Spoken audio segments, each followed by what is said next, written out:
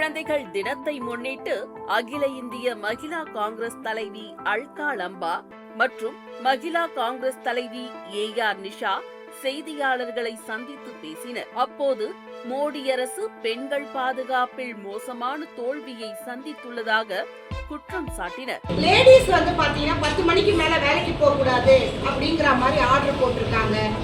பெண்களுக்கு 10 மணிக்கு மேல வேலை இல்லைன்னு சொல்றீங்க. இது எந்த வகையில நியாயம் அப்படிங்கறத நாங்க புதுச்சேரி மாநில மகளிர் காங்கிரஸ் சார்பா நாங்க கேட்கிறோம். ஒவ்வொரு விஷயத்திலும் பெண்களுக்கு எங்கெல்லாம் பாதுகாப்பு நிராகரிக்கப்படுதோ, அவங்க செக்ஸுவல் அபியூசஸ்க்கு உட்படுத்தப்படுறாங்களோ அங்கெல்லாம் புதுச்சேரி மகளிர் காங்கிரஸ் நாங்க போய் முன்னின்று அவர்களுக்கு பாதுகாப்பையும் அவர்களுக்கு நியாயத்தையும் வாங்கி கொடுக்கிறோம். Prime Minister Modi is not serious about women's safety and security in the country.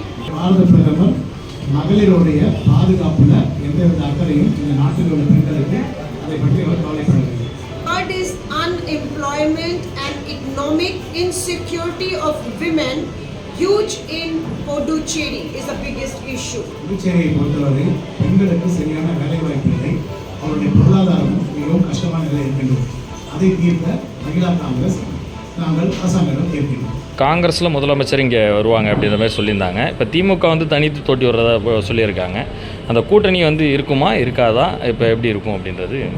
See, that will be decided by the High Command. Discussions are going on, but we are confident the people of Puducherry throwing out this BJP corrupt government here in Puducherry, and Congress is going to form the government, and we are having our own Congress chief minister here in Puducherry. முதலமைச்சர் வேட்பாளர் யாருன்னு தெரிஞ்சுக்கலாமா? No, that definitely once we win the election, we'll have our MLAs, we have an MLA meeting. In that meeting, MLA will definitely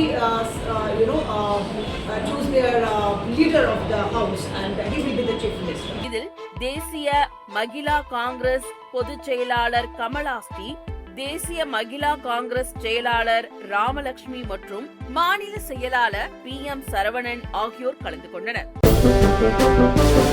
Puduvai மக்களின் ஒரே நம்பிக்கை காங்கிரஸ்.